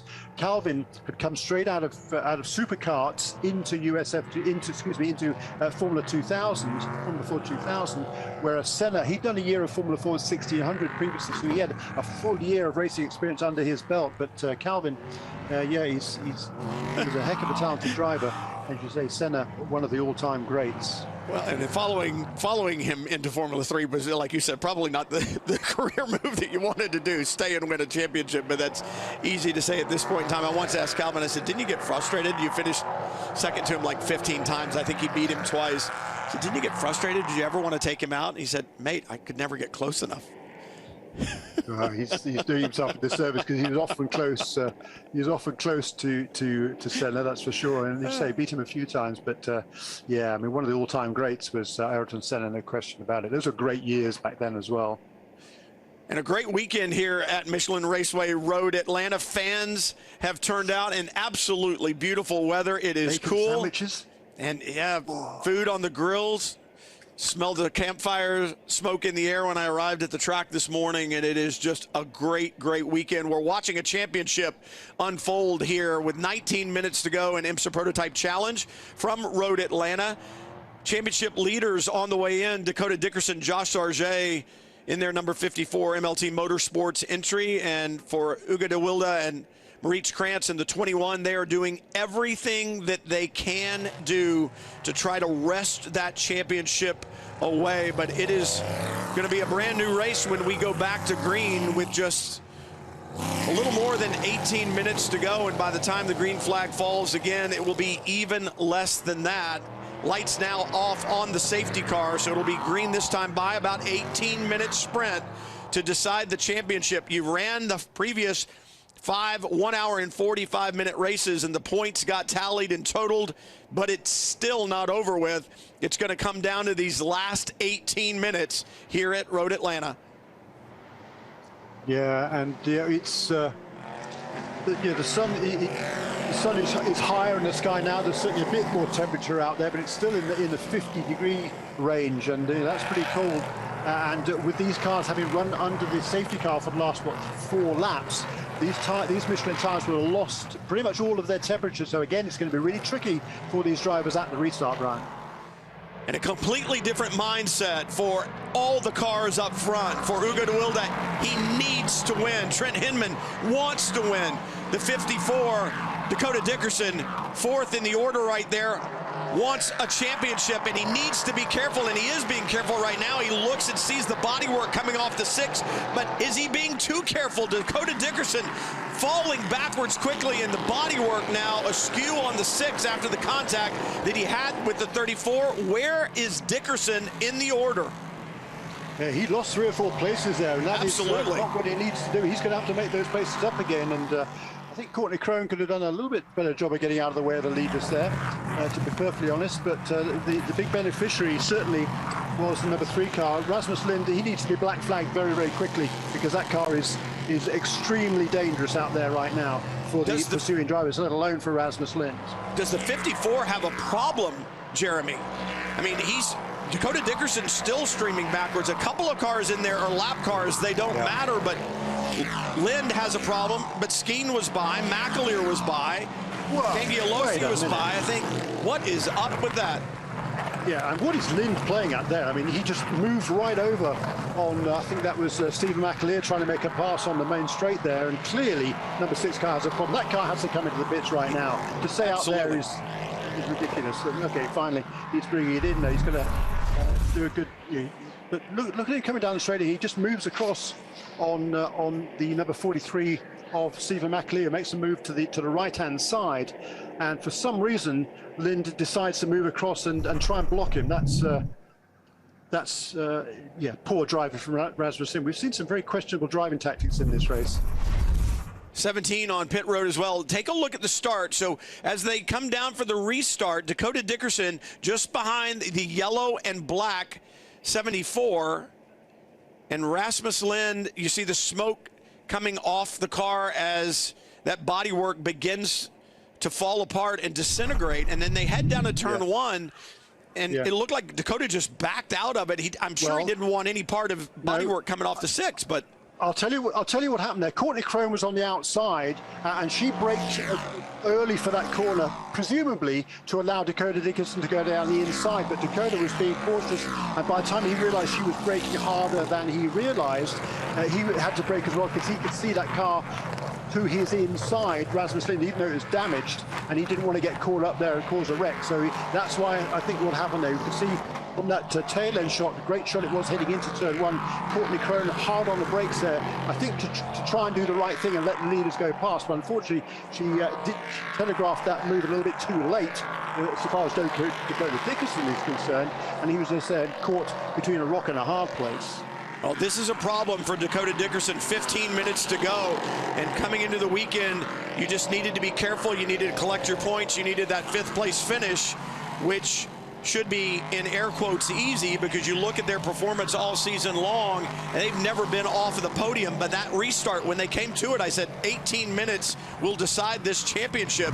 Dakota Dickerson losing those positions. Now he's got some very fast drivers he needs to get by. Garrett Grist just in front of him in the yellow and bright orange number 33, and then Dario Cangialosi in the 47, and the red and black 47 just in front. Dickerson needs to find a way by. He's got to get to 5th if the 21 stays in 1st. Yeah, that's right. He's going to make a couple of positions. As you say, he's got some very, very fast cars in front of him as well. So that's going to be a very, very tall order for Dakota Dickerson. He's looking now to the There's one inside. He's got one of the 2 that he needs. So Dickerson now up to 6. DeWilde still in the lead in the 21. This would be a tie in the championship, and a problem for the 40. David Grant around in the 40. That's well up towards the bridge. Interesting, you don't typically see a car spin that far up the way. Oh, it started at the exit of 10B, and he's gotten into that tire wall out there, loose bodywork. Will they go yellow to repair that tire wall? Will they leave it? Dickerson wants to leave it. He wants to stay in the battle, wants to have time to fight. Looks like they will. And now Dakota Dickerson has his sights set on Garrett Grist just in front in the yellow and orange 33. He needs one more position. DeWilde, Hinman, Skeen, that's the top 3. Then McAleer and Grist. Dakota Dickerson needs to move forward. Let me ask you this, Jeremy. You think about manufacturers right now. It's a Duquesne chassis out in front in the hands of DeWilde. And then the championship hopefuls coming in, Dakota Dickerson, Josh Arget, in a Ligier. Just in front of Dickerson right now is the Ligier chassis of Garrett Grist. Is there any way, shape, or form that begging and pleading with the 33 to let him by in the closing stages so that Ligier can share in a championship, would that happen? Well, I'm sure the team is going to ask the question, no doubt about it, because Garrett Grist and Ori Balog, I mean, they're just going for the win. They're not in championship contention. They haven't done all the races this season, and it's going to be very, very unlikely for them to get the win here today. So will they play the kind of team game? As it stands right now, if Dakota Dickerson brings this number 54 car for MLT Motorsports across the line in the 6th position, they will be tied on points with Moritz Kranz, who has done the full season. Ugo de Wilde has not done the full season. So it's Moritz Kranz alone who's looking to win the championship. They'll be tied on points, but with the win today, that will be 3 wins on the season for Moritz Kranz to just a single win on the number 54 team. So that'll be the tiebreaker. It'll be tied on points, but the tiebreaker will go in favor of the number 21 car. 11.5 minutes to go, and for Dakota Dickerson, he needs to put in the drive of his career, certainly the drive of 2021. On the last restart, the championship complexion changed immensely as he dropped from 3rd to 7th, now back up to 6th. He needs a 5th place finish or better for he and Josh Sargé to take home the 2021 IMSA Prototype Challenge Championship, and that is going to be a lot of work. 11 minutes to go. The next car in front, he needs to get by. The car in front of Garrett Grist in that yellow and orange 33 is a lap car, not in it for contention, and he lets Grist and Dakota Dickerson by. Yeah, heads up driving there certainly, and yeah, the track is coming to the drivers now, so to speak. It's warmer temperatures, lap times are coming down. The best lap of the race there for Ugo de Wilde. Still not the fastest lap of the race. Ooh, that's a big slide there. Was that Tony Kazimierz? I believe it was. Colours on that car, different colours. If it is, it's different colours on that car these days. Well, he does the right thing. He gets on the curb and just straightens his hands because he knows otherwise he'll spin. How does he know that? Because he did spin in that exact same corner doing the same thing several laps ago. So the 60 out of the way, and that's clear sailing for Dakota Dickerson, but there is a large gap between himself and Garrett Grist. We talk about how fast Garrett Grist is. The 2 races that he's run so far this year, he set the fastest race lap. And so Dakota Dickerson, I believe right now, Jeremy, is losing ground to the 33. Yeah, he is on that last lap because I think Garrett Grist, he was in the 16s. He has set the fastest lap of the race with a 16.2. Has Garrett Grist again in that number 33 car. Dakota Dickerson, a 1:17.5 that lap. It was within 0.4 of a second of his best lap of the race. And as you say, losing ground there to Garrett Grist in the 6th position. You want to win the race, you want to win the championship on your terms, you want to do it with your performance, but sometimes you need some help from others. For Dakota Dickerson right now, that help may come in the form of the number 40 of David Grant. If Grant can hold up de Wilde enough for Trent Hinman to get back in play. Hinman, the 3rd car in that order coming down the back straightaway, the bright yellow number 7 Volt entry. Now they're cheering on Trent Hinman to try to get past de Wilde, and he may get held up by David Grant just a little bit. If Dakota Dickerson can't get past Grist, they need Hinman to get past de Wilde. I'm not sure what happened to David Grant there. All of a sudden, that car has just lost all its pace.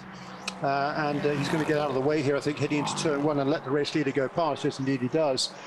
So David Grant, they're going 2 laps down now in that number 40 car.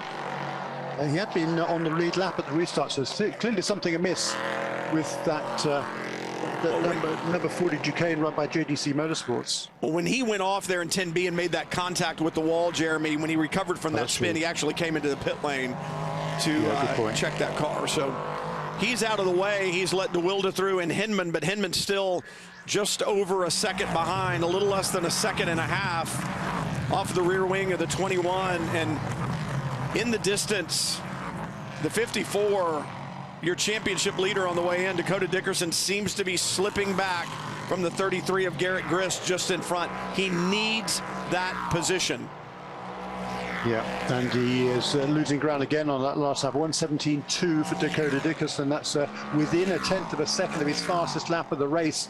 But now he's still continuing to lose ground to Garrett Grist, who is closing right up onto the tail now of Stephen McAleer. That the battle for 4th and 5th. Grist with his blistering 16.5, a full second faster than any of the other cars up in front. Well, call it 0.7 of a second faster than de Wilde and 0.6 of a second faster than Trent Hinman. So Grist absolutely flying in the 33, and now he's caught up with McAleer. This is going to be a hard-fought battle. Like I said, you want to win on your terms, but sometimes it takes some luck, and right now the 54 going have at it, boys, up in front. perhaps somebody will have a problem and you'll pick up that position. Not the way you want to do it, but if it gives you a championship and moves you into that points-paying contention that will do that for you, then you're all for it.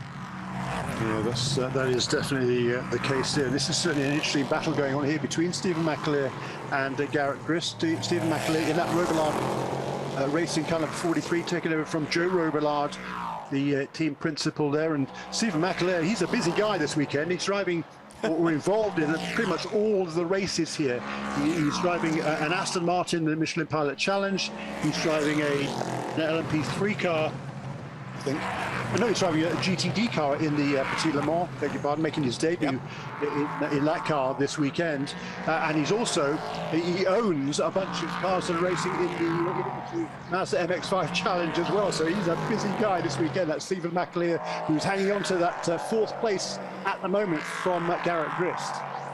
And if they weren't parking cars at Lanier Speedway across from Michelin Raceway Road Atlanta, he probably would have run there last night. So you never know. The battle, though, coming to Stephen McAleer. Garrett Grist is now there on the rear wing of that Robillard Racing number 43. So that's a good battle. Mike Skeen has closed the gap in the battle for second place with Trent Hinman and Ugo de Wilde just inching away, doing everything they need to do to try to win this race. And by doing so, and with the 54 finishing sixth, that would give the championship, I shouldn't say give, it would be a very well-earned championship for Maurice Krantz and Mueller Motorsports. But there's still 5 minutes to go. It doesn't sound like a lot, but we've seen it.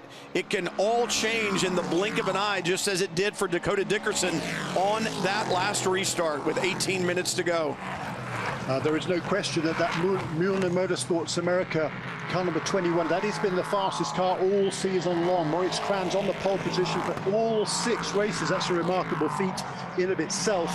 He's been a winner already twice this season, and if not for the mechanical problems he had last time out of VAR, he would have pretty much had this championship, well, not under wraps, but certainly would have had a healthy lead coming into this final race of the season. That wasn't to be, but everything is working in that team's favor at the moment. Great racing all year long in IMSA Prototype Challenge, as Garrett Grist really taking the fight to Stephen McAleer now through turn 5 on the run up to turn 6. We've seen it throughout the 5 previous events, and hats off to the drivers this weekend under some very, very difficult conditions. Cold, then cold and wet this morning on the racetrack changing every single lap. We've seen drama, good racing, hard-nosed racing here at Michelin Raceway Road Atlanta as the 2021 season is closing down, and championship hopes beginning to dwindle a little bit for the 54 team, perhaps, but Dakota Dickerson answering back with a really good lap that time around. And as this battle intensifies in front of him, it's going to pull him right up there on it. He just needs to be by one of those cars. One position is all he needs for a championship for Josh Arget and MLT Motorsports. Sounds so easy, doesn't it? As you said, last time around was his fastest lap of the race, 1 minute 16.486. That's the second fastest overall lap in this race by Dakota Dickerson. This time around, a 16.6. He's a full half a second quicker than that pair in front of him. He's now almost with them as they plunge down through the S's and up into turn 5 there. Dakota Dickerson pretty much right with there. I think by the end of this lap, he's going to be right with Stephen McAleer and Garrett Grist. That battle for 4th, 5th, and 6th. He is 6th as Dakota Dickerson. He needs to be at least 5th. 2 minutes, just over 2.5 minutes to go for Michelin Raceway Road Atlanta. Garrett Grist pulling to the right. Does he have a problem, or is he simply letting Dakota Dickerson by? As we discussed, that would give Ligier a championship. They're both in Ligier-entered cars, and Dakota Dickerson now in the position that he needs to take the championship. Dickerson up to 5th.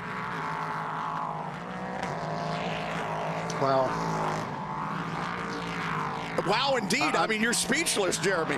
Yeah, well, you know, I mean, look, big picture, Garrett Grist, he's a professional racing driver. He drives for Ligier on a regular basis. He wants to make a career for himself in this sport. He knows the folks at Ligier can help him to become a top line in the top ranks of sports car racing, prototype racing. So what did he do that on purpose?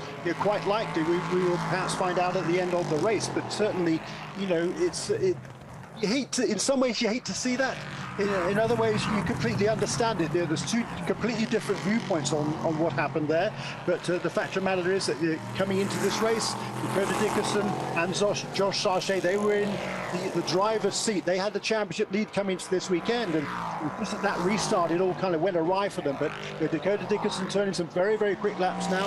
He is the fastest car on the racetrack, has been for the last several laps. And certainly Garrett Grist didn't want to make life any more difficult for Dakota Dickerson than he needed to do. Garrett Grist showed what he was made of as a driver with the lap times, but he also obviously is a heady businessman, and that's what it takes in this sport. You've got to know your partners as the white flag waves, and it's an emotional sport, Jeremy. You and I both know that, both from inside the car and out. And think about the emotion for Maurice Krantz, Ugo de Wilde. I'm not going to give the championship to the 54 just yet. There's 2.5 miles to go, but think about that. You've done everything you could. You've led every lap. You qualified on pole. You had your competitor where you needed them, just outside the top 5, and we said it can change in an instant, and it did.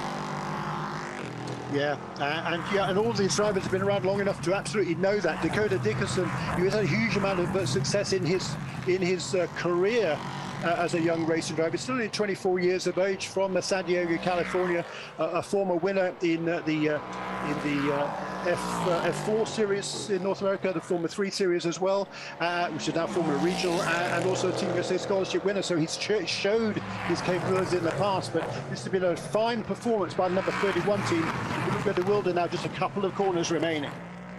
For Maurice Krantz, Ugo de Wilde, they will see the checkered flag the 3rd time for the team this season, and the 1st time for de Wilde as he wins here at Michelin Raceway Road Atlanta. Trent Hinman will finish 2nd. The most important car perhaps on the racetrack, though, is right there, the 54, Dakota Dickerson, Josh Sargent. Now, I'll give some credit to the 33 of Garrett Grist. The 54, Dakota Dickerson, Josh Sargent, MLT Motorsports, with that 5th place finish, by our math, Jeremy, they clinched the championship.